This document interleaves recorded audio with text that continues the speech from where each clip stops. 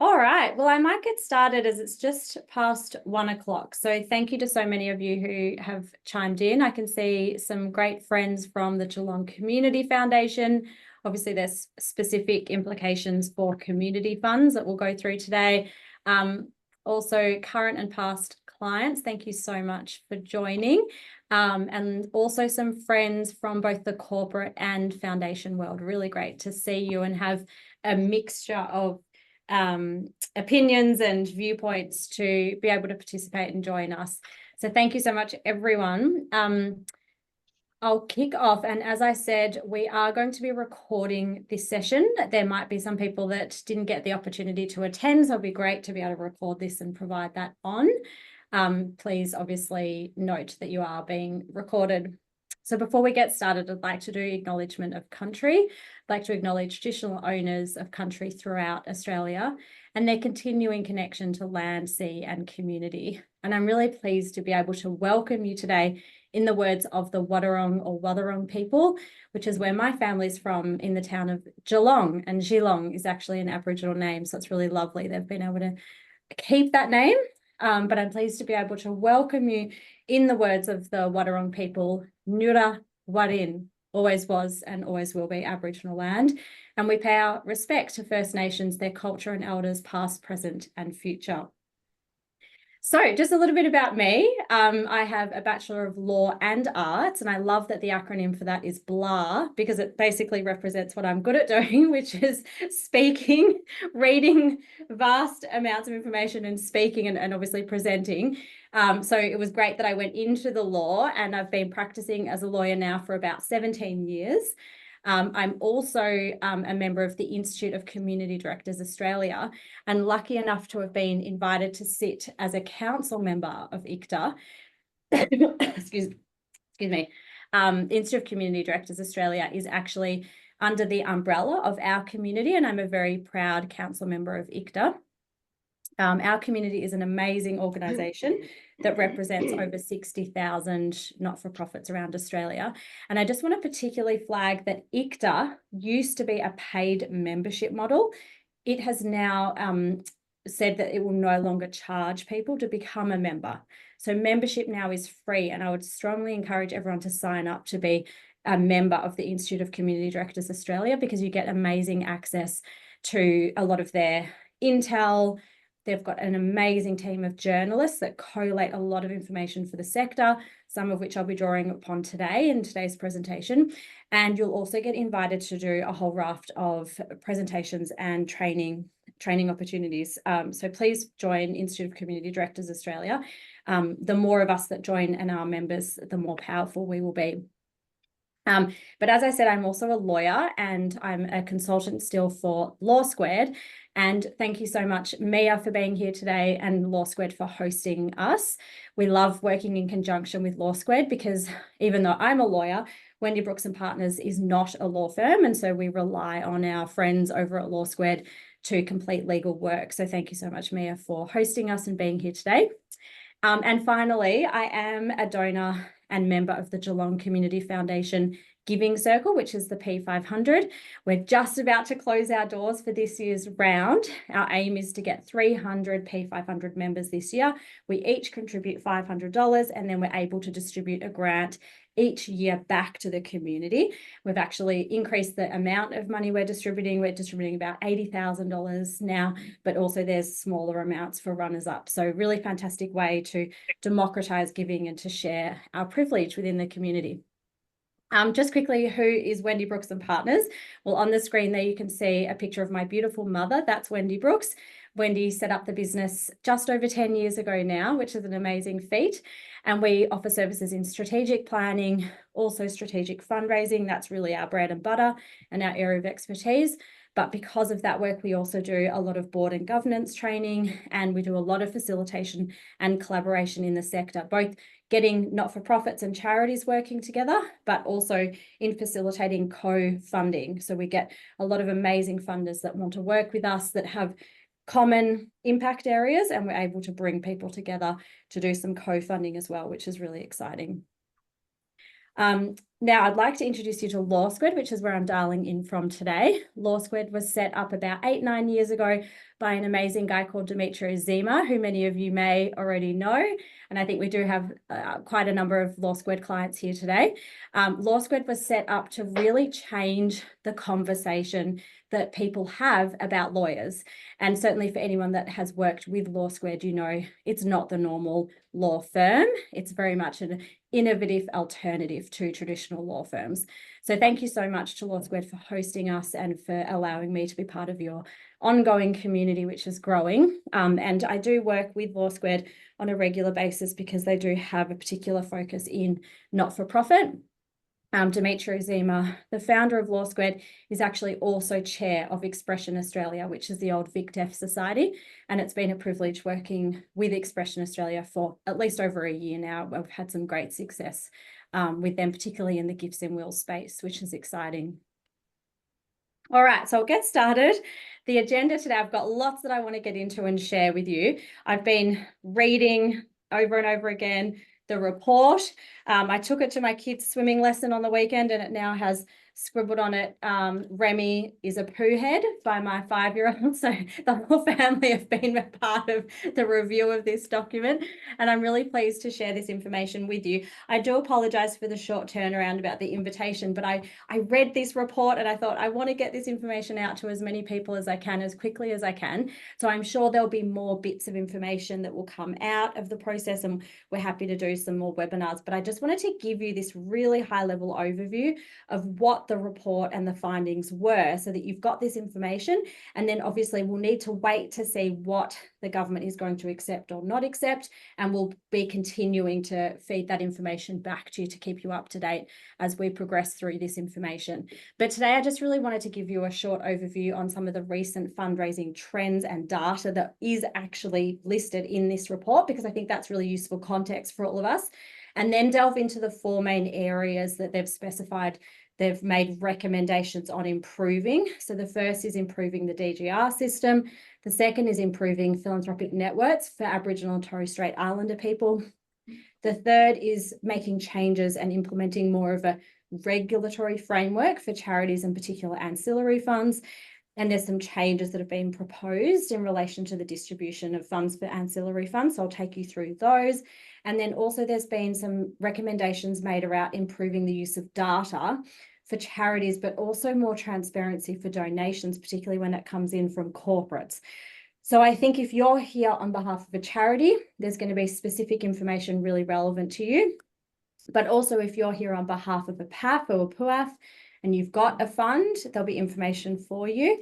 And then also if you're here on behalf of a corporate and you're as a corporate you give, there'll also be information for you. So what Mia and I have done at the end of the presentation is collate some practical recommendations, things that we think you should action or at least consider to action now. And you can to your board, to your fundraising subcommittee, to your governance committee, and start having a think about what are those things that you want to implement now on the basis that this has been recommended. And then as an organisation, you'll have to consider what is it that you do want to actually implement. Plenty of time for questions at the end, but please feel free to ask questions throughout as well. So recent funds and trends. At the moment, philanthropy in Australia looks like this. We've got a total charity sector revenue of approximately $190 billion per year. As you can see, their government is a very, very critical and important part of the charity sector, providing about $97 billion, including grants. But Wendy set up the business, Wendy Brooks Partners, to assist our clients attract the piece of the pie that is in green, that is circled in red, which equates to over $13 billion donated to charities. And in 2021, that was the amount, that's the latest information we've got. And that was actually an increase of 26% since 2017. So we know that that green piece of the pie is a growth area. More money is going to be coming into that space. But obviously this productivity commission was brought about because the government says it wants to double philanthropy by 2030. The other interesting stat was there that 6 million people volunteered in 2022. And so that's another way in which people contribute back to the sector. The Productivity Commission report specified that it actually expects giving to increase by $6.4 billion or 48% by 2030 if it keeps to this average nominal growth rate of 7.9%. So it's a pretty strong, healthy revenue stream coming in year on year. But obviously, again, this is why government wants to increase that amount. We also know from data, and those of you that are clients and have heard me speak before, you'll know that there's fewer people claiming a tax deduction, but those that can give are giving more. In fact, people that used to give on average $200 are now giving over $1,000 per donation.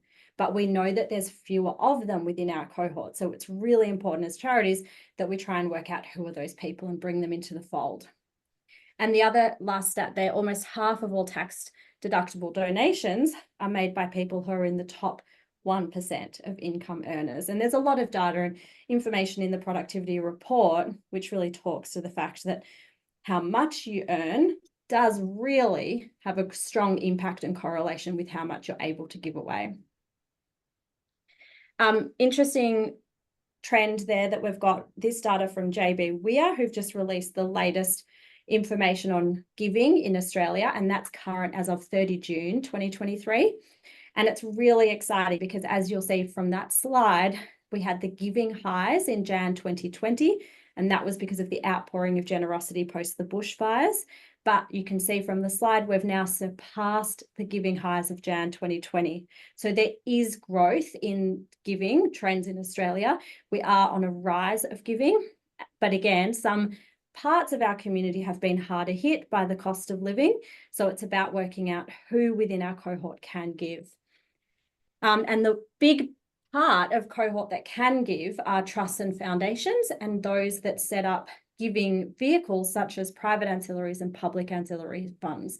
And we know from JB Weir data that in the last 12 months, there's been 122 new PAFs and PUAFs be established.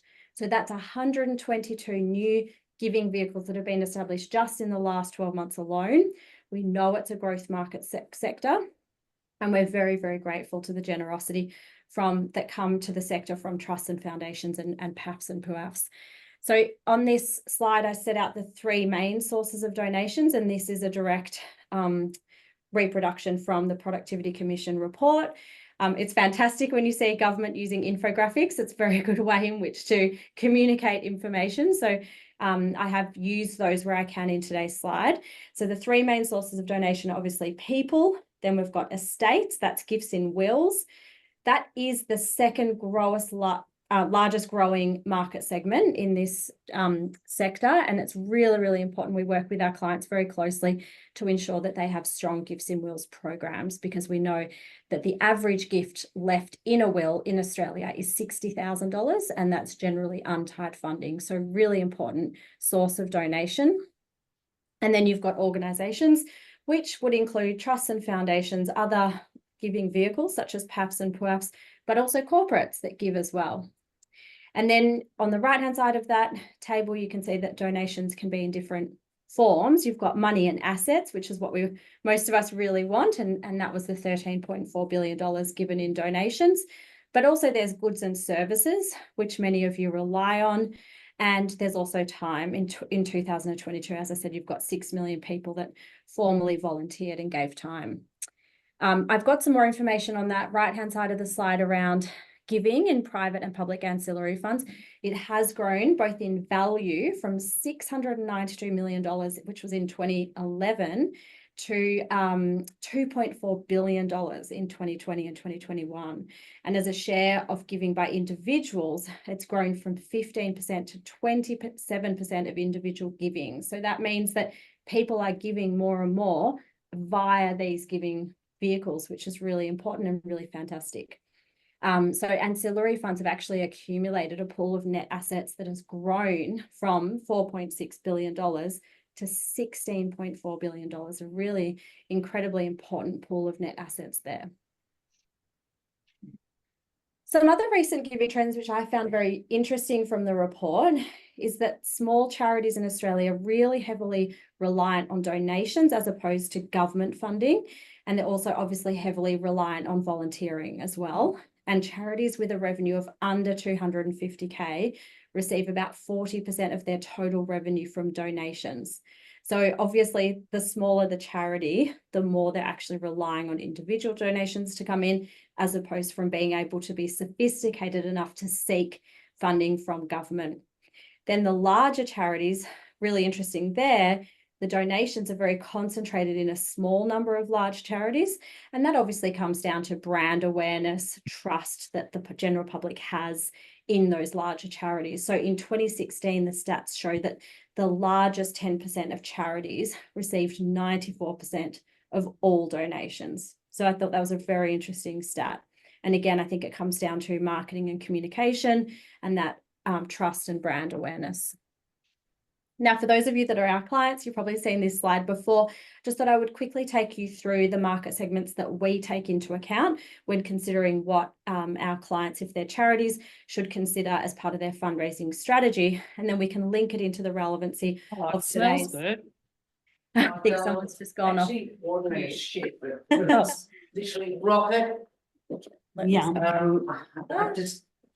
Yum. Rocket. There we go. Someone's talking about their yummy lunch that they're having. They're at the top there, we've got trusts and foundations. We know that that's a growth market segment. I talked to you about the 122 new PAFs that have been established, but we also know from Carol Schwartz, who's chair of Equity Trustees, she said, despite market volatility, last year they distributed 6% more than they've ever distributed before. So we know that it's a growth market segment. It's a very high return on investment for most of our clients. That's where they're going to focus their time, energy, and attention on trying to attract funds in from. But you're making one ask and getting hundreds of thousands in return, hopefully. So we know trusts and foundations, high return on investment, but also very relationship driven. All the green bubbles underneath that are individual givers. Gifts in wills on average, a gift in will is 60,000. You've got major donors 10,000 plus, mid-level donors 5,000 plus. Now the regular giver in Australia gives $33 per month. Very, very important market segment. We have one client that actually gets 30 million per year through the regular giving program, which is incredibly helpful towards their cause. Regular givers are also your pipeline for gifts in wills donors. So very important to continue to communicate with them. There might be cash poor now, but asset rich, which means when they're thinking about their estate planning, you want them to consider your organisation and hopefully they can leave a gift in their will to you.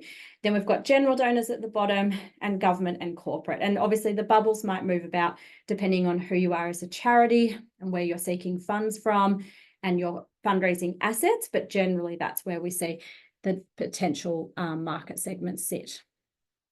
So bringing that back to the report, let's talk about the Commission's findings and the report. It's amazing. It was actually informed and guided by over 1,600 public submissions, and you can read all of those submissions. They're online through the Institute of Community Directors is actually collating some of the really important about those public submissions.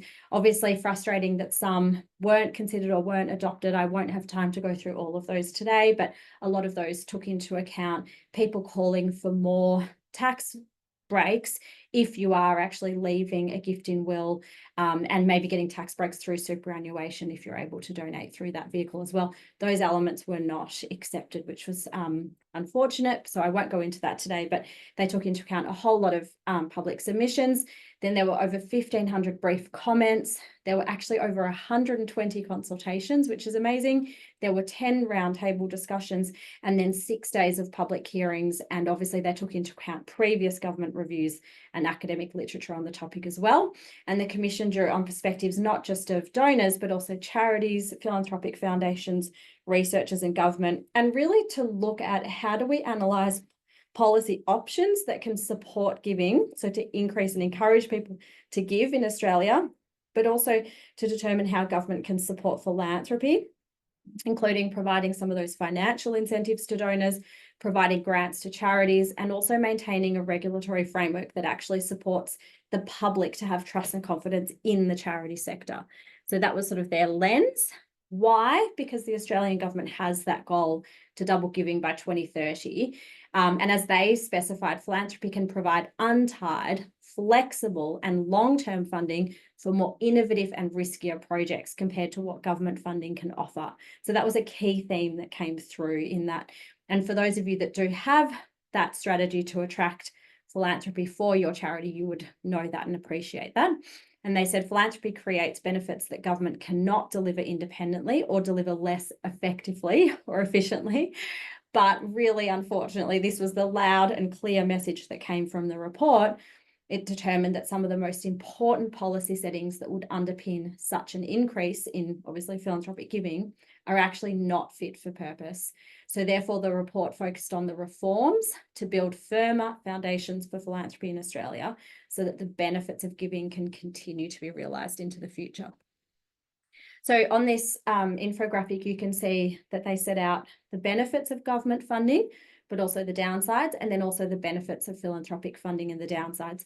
And really, I mean, the difference is around philanthropy can fund a lot riskier projects, and there's going to be a lot less implications for the funding of those riskier projects. The first issue that they flagged was that the DGR system wasn't fit for purpose. So the arrangements that determine which entities can actually access DGR status, they said are poorly designed, overly complex, and have no coherent policy rationale. So pretty damning on the current situation of the DGR system. And they said reform is really needed to simplify the DGR system and direct support to where there is likely to be the greatest net benefit to the community from subsidised philanthropy. And then they said if the government adopts what they're recommending, more charities would be able to access tax-deductible donations. So how they've recommended that the process be redetermined is that there should be 3 criteria to assess if a class of charitable activity falls within the scope of DGR system. So the first is that there's rationale for taxpayer support, so community-wide benefits, which would otherwise be undersupplied. So that seems like it'd be something that could apply quite broadly to a lot of different works that not-for-profits and charities do. Number 2, net benefits from providing government support for the activity through subsidising philanthropy, as opposed to other government funding mechanisms like grants that the government is able to provide. And then number 3, unlikely to be a material risk of converting tax-deductible donations to private benefits for donors. So the expected increase in availability of DGR status, if these recommendations are approved, is that we could potentially see the DGR status and those that have DGR status grow from 25,000 charities to up to 40,000 charities.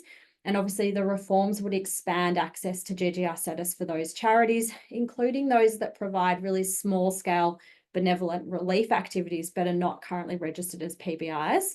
And it would expand access to DGR for charities in particular that prevent disadvantage, promote human rights or reconciliation, broaden the expansion ability for people to access DGR status if they're in the animal welfare space. Injury prevention is a big area, and also another given was public interest journalism, which is currently restricted or difficult for those organisations to access DGR status. So another really good infographic they provided us with was this chart, which sets out the status quo will be maintained. So those that already have DGR status, including PBI, health promotion, some that already have animal welfare, also environmental, cultural or formal higher education charities. So that's more than 20,000 charities that are in that group. They will retain their current DGR status. Those that are going to gain DGR status on the top right-hand corner that do not currently have DGR status would be those focused on advocacy and prevention, a broader range of the animal welfare charities, and also charities run solely by volunteers. And that's where the estimated 10 to 20,000 additional charities could gain DGR status from. Charities that won't be gaining DGR status, they've said it will still be that you're restricted if you're advancing religion, advancing industry, as well as some aged care, early childhood, and other education activities. So that's about 15 to 20,000 charities that would be in that group that are not going to gain DGR status. And then they've proposed would have their DGR status withdrawn would be those that have school building funds or to provide religious and ethics education in government schools. And we've already had a strong backlash to that proposed recommendation, and the government have said that they're not intending to accept that recommendation. So just to note there that is one change that I don't think will come in. Issue 2 was around strengthening Aboriginal Torres Strait Islander philanthropic networks. So it was recommended that an independent organisation be established to strengthen relationships between philanthropy and Aboriginal Torres Strait Islander organisations. They've said that group, a working title of that group could be Indigenous Philanthropy Connections, and that would be led and controlled by Aboriginal Torres Strait Islander people, and it would be funded by government. And Commissioner Julie Abramson from the Productivity Commission said that the foundation would facilitate new collaborations between philanthropy and Aboriginal Torres Strait Islander communities that support their ambitions. Now, Wendy Brooks and Partners, we're lucky to work with a wide range of funders that fund only Aboriginal Torres Strait Islander-led organisations. So we support and commitment from the philanthropic sector to support Aboriginal-led organisations and projects, which is fantastic. And we've had a lot of success in that space. We love representing Aboriginal charities and Aboriginal-led projects because we've got funders that are really excited and keen to fund those projects. But anything that strengthens and distributes power more broadly, we think is a great thing. So looking forward to seeing that issue be dealt with by government. Now, issue 3 was around a regulatory framework, and they've made recommendations to enhance the regulatory framework for charities to support high levels of public trust and confidence. For those of you that might have attended previous Law Squared events and webinars that I've run, you would know that it's very, very complex. The current regulatory framework for charities, particularly when it comes to things such as the fundraising regime. There's 7 different fundraising regimes around the country, which means that there's actually less than 30% compliance. So the laws are not working, people aren't complying with them. But those that are, it's actually very difficult for you to comply, and that goes across the whole board. So great that they've said we need to look at a better regulatory framework. They've specified here that there's current oversight from multiple national, state and territory regulators, each with their own institutional arrangements, powers and different resources that they have. So what they've recommended is to establish a national charity regulators forum comprised of Australian, state and also charity regulators that would formulate the architecture to embed more coordination and cooperation, and also to clarify roles and responsibilities, etc. And I just flagged there that final part, enable coordination of responses in the event of large-scale misconduct. There's actually not much activity currently in Australia around scrutinising and then prosecuting charities. But obviously, if there was this recommendation and this was implemented, it just means that there might be some greater oversight of what's happening in the charity sector. And I flagged there too on this slide that they also talked to increasing information gathering powers to the ACNC. So the ACNC will be able to require charities to produce more information in the circumstance of being concerned about any types of untoward behaviour. The other element in this category was around ancillary funds. So the Commission has proposed policy principles that would inform the minimum distribution that ancillary funds are required to make each year. So if I just go to the next slide, you can see here, just taking a step back, what are public and private ancillary funds? So they're trusts established for private philanthropic giving, and they're largely used by family groups or businesses. And I know we have a number of you that are attending today that represent PAFs or POAFs. Public ancillary funds are trusts that collect donations from the public, and they're typically used by community and corporate foundations. And again, we've got amazing representatives today from Geelong Community Foundation that are exactly that. But there's also those, I know a number of contacts have wealth management providers that assist by setting up a POAF, and then their clients are able to donate to that POAF, and then they're able to distribute funds out. So it's fantastic to use as a fundraising vehicle. You can also have a sub-fund in a public ancillary fund, and that can be used instead of a PAF, a private ancillary fund. Now, there are exceptions for the first years of operation, but generally, public ancillary funds have to distribute the greater of 4% of net assets, or 8,800 each year, and private ancillary funds have to distribute the greater of 5% of net assets, or $11,000 each year. So that's the current situation. What the Commission has recommended is that the government set minimum distribution rates for ancillary funds between 5 to 8%, but that would be following further consultation with the philanthropic and charitable sector. So in the report, they specified that it's one of the key levers that the government has to be able to increase distribution of money, increase money flooding into the sector by just simply increasing the percentage that PUFs or PUFs have to distribute. So it's a very interesting idea. And I guess we just have to see what the response is, particularly if they went through that consultation period. I guess one of the trade-offs is the more you're requiring people to give now, the less there will be in those investment pools, which means there could be less to distribute later on. So the Commission understands that the pros of forcing people to give more now might mean that there'll be less to distribute later on. But if the government is being short-sighted and they're trying to get, double philanthropy by 2030, then maybe that's one lever that they'll want to actually pull. So we'll have to see what they say about that. The other really important thing, and I think this is something that everyone should have in place now, and if you are managing an ancillary fund, I would strongly recommend that you consider doing this. This is one of our practical takeaways from today. They're saying that ancillary funds should be required to develop and maintain a distribution strategy.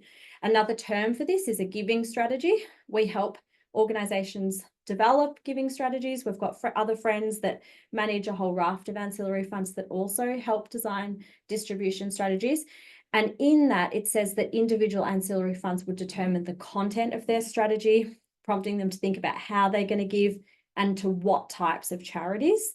So the distribution strategy could include the causes that you're going to give to, the ways in which they're going to provide that support, because it's not always just money. It can also be volunteering. It can also be other skill sets.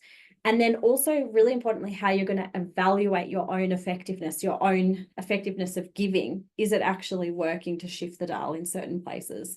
So I thought that was a very practical thing that we can all take into account. And another really good infographic that they've set out is pathways of these ancillary funds, the donations reaching the beneficiaries. So you can see here with the private ancillary funds, there's $11.4 billion of donations to ancillary funds are cumulatively worth $11.4 billion. And of that, they've been invested to create net assets worth $11.6 billion. And then they've been distributed at an average rate of 8% per annum. And that means that charities have received distributions valued at $5.2 billion. And then you can see the same workflow for public ancillary funds. So donations to ancillary funds are cumulative worth $7.5 billion through PUFs. They've been invested to create net assets worth $4.8 billion, which have been distributed at an average rate of 15.3%. And that means charities have received distributions valued at $4.5 billion. It's amazing to see that all set out, isn't it?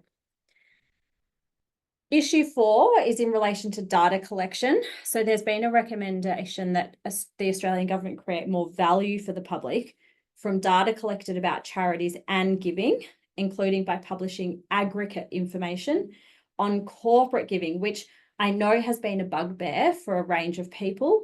It's really difficult. I met with John McLeod. He produced in 2022 the corporate support report, and that was all around corporate giving and how corporates give.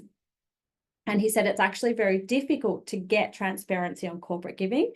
There are a lot of corporates that don't want to specify how they give, and that even goes towards law firms. He had a lot of trouble getting law firms to give information about both the pro bono support they gave, but also the financial support they gave. So I wonder if this is picking some of John McLeod's submissions, and the Commission has made recommendations that it might even require, if these obviously recommendations are accepted, might even require listed companies to be more transparent to stakeholders about their giving, which would obviously be very helpful for people like us working in the space. So he said here, the transparency of corporate giving and accountability to shareholders, consumers, employees, and the broader public could be increased by requiring listed companies to publicly report itemised information on their donations of money, goods, and time to entities that have DGR status. And additionally, the ATO should require listed companies to report charitable donations of money and assets as an item in their company tax return, which would then allow the ATO to publish this aggregated data on corporate giving. Now, pleasingly, they specifically made a comment that this is not about collating data so that charities are going to be caught out for spending a certain amount on admin and overheads. They specifically mentioned the Philanthropy Australia work that has been done on pay what it takes. And they're saying that this is not about giving public information to make it clear that certain charities spending too much on admin. It's really about making sure that we've got that trust and rapport with the public, but getting more accountability and transparency in that corporate space. So they're the 4 key areas in which the report went through. There were some other interesting points and findings that I thought I might just quickly set out. Specifically, they said that, there's more than one way to encourage giving. Government can make changes, but they're limited in what they can make changes to. And that's really around regulations and the tax system.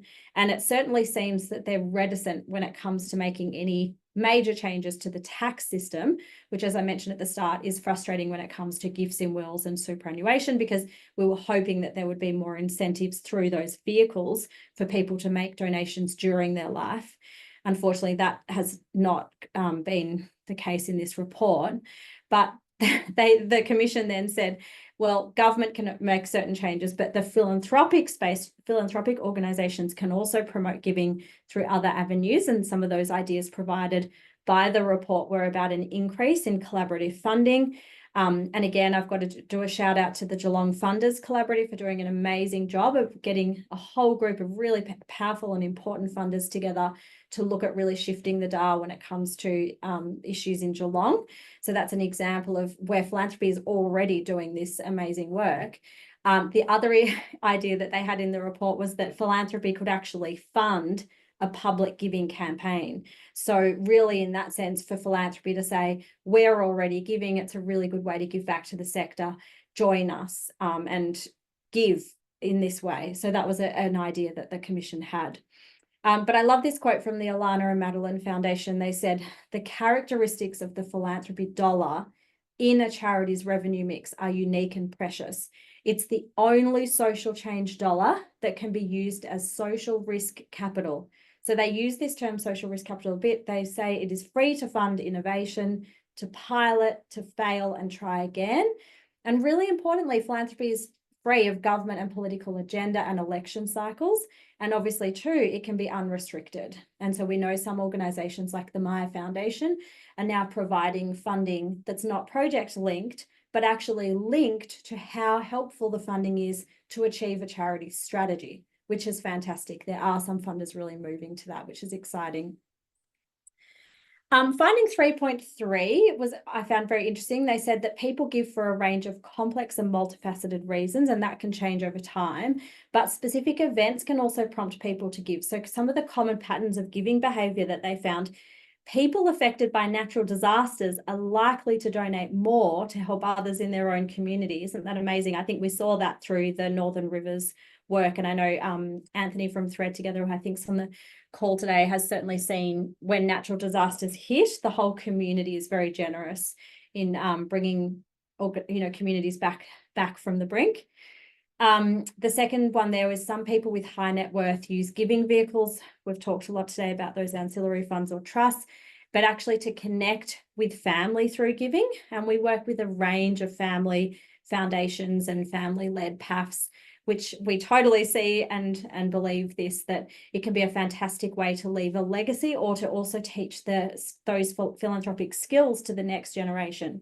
And that's fantastic as well. We've had a number of our clients recently go through the Anthony Costa Foundation process, and the opportunity to meet with the next generation is just a wonderful opportunity to connect and give. So that's a good example of that family connected through giving. And then many businesses there use high visibility giving, including pro bono work, to bolster their corporate reputation, but also to attract and retain employees and customers. And I think on the call today, we've got Jacuba Foundation represented through my friend Jill. And they certainly like to align their giving to where their stores are, because it's a fantastic boost for their staff to see that as a commercial organisation, they give back to local community-led charities and organisations. And it means that the staff there feel so passionate and feel so linked in with that company brand, but through the actual philanthropic giving, which is amazing.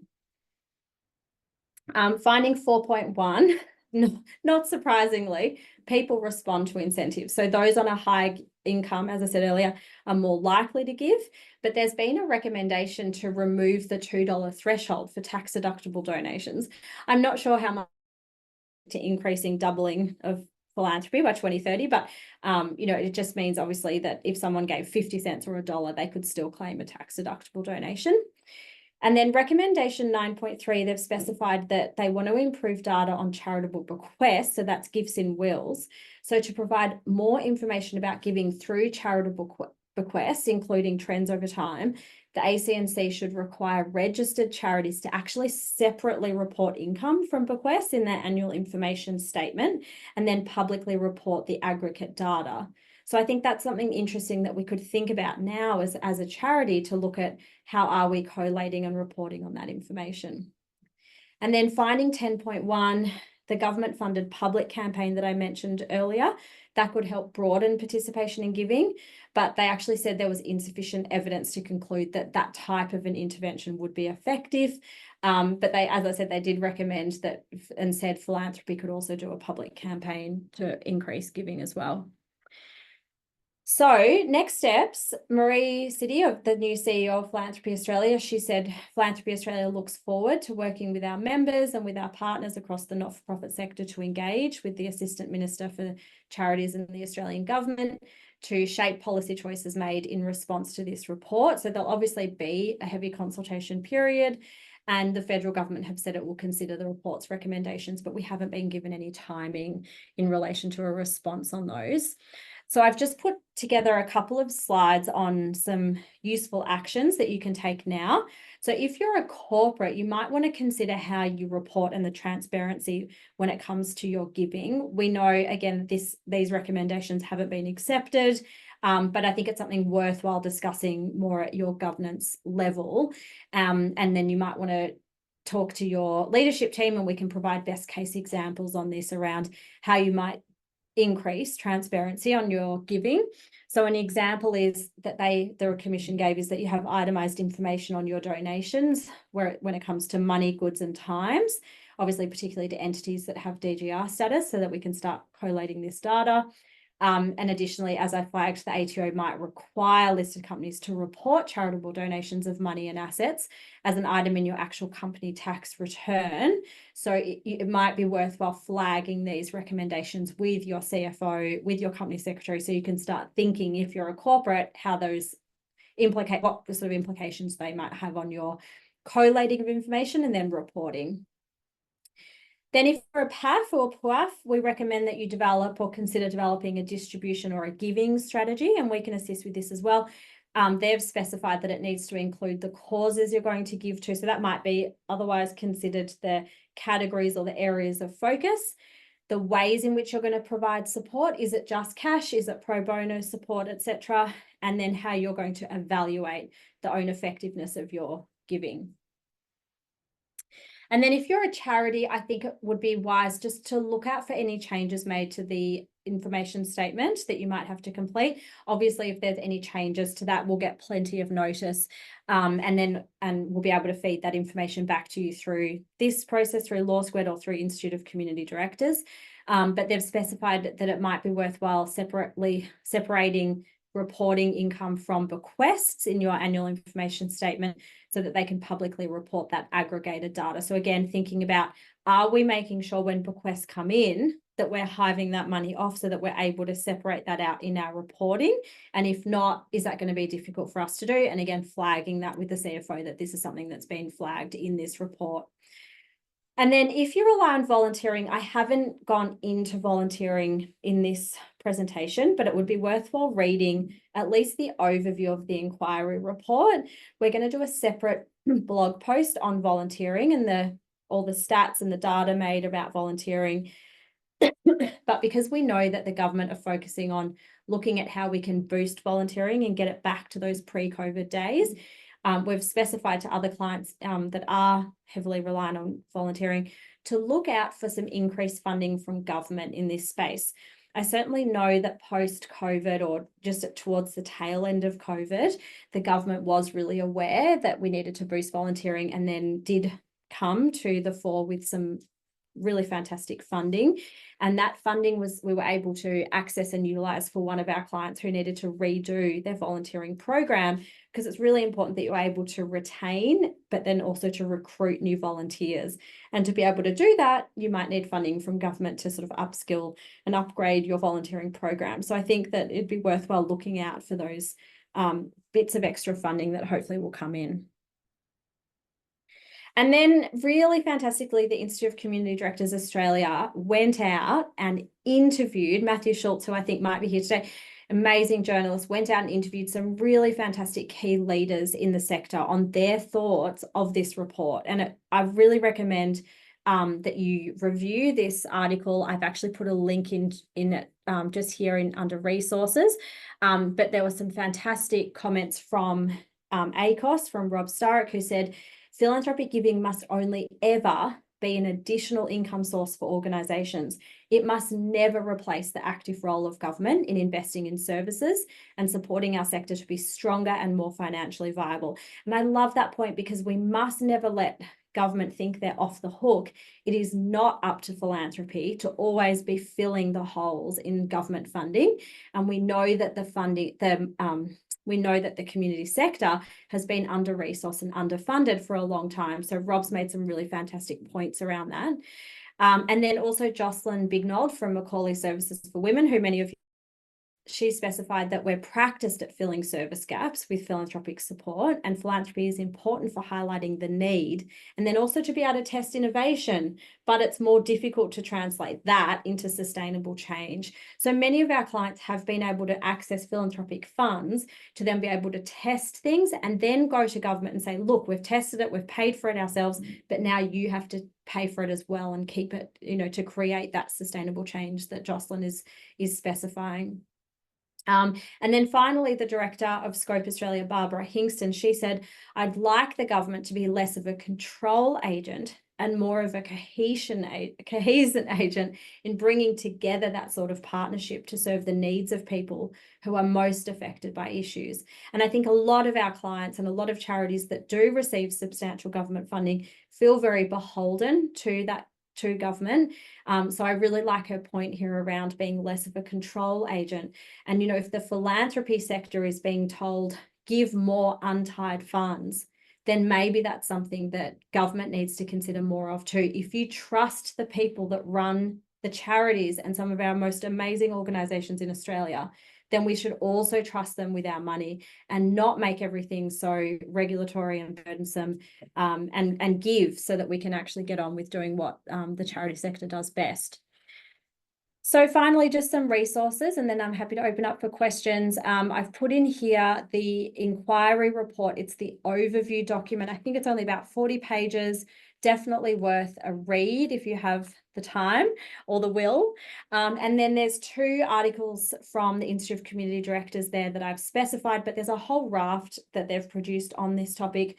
The first is that article I referred to before, where Matthew's collated some great quotes from leaders in the sector, where really they're saying, look, we've had Productivity Commission before, the recommendations are not implemented, what's the point?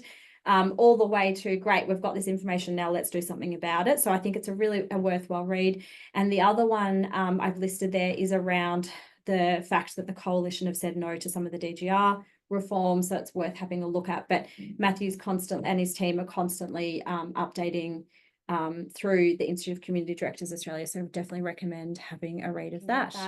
Thank you so much to those who have said it was a good overview. I absolutely loved preparing today's session. It was really interesting and, you know, always good to keep learning. And I certainly learned some things myself around the different PAFs and PUAF structures and the DGR status. I really hope for all of you concerned that we do get a streamline of services in that.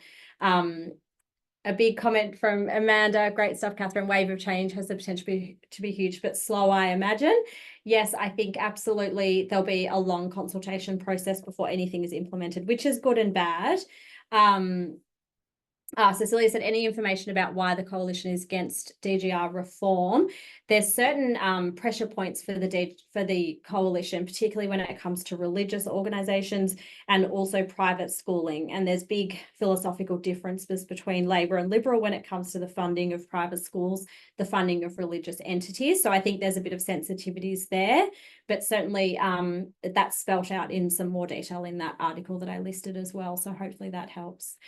Thank you, Kristen Stegley, for attending. It was very good to see your face. Thank you so much for coming. And I will send around, as I said, a copy of the slides. Feel free to forward that on to those within your network. Certainly at board level, we had a number of board members attend today, and I think that shows a lot of good governance from that perspective. So feel free to send on this link and also the slides to your board, and happy to answer any questions, as is Mia from a legal perspective if you have any after the session. Alrighty, well, I might let everyone go. Thank you so much, and I hope you enjoy some lunch, and I will speak to you all soon.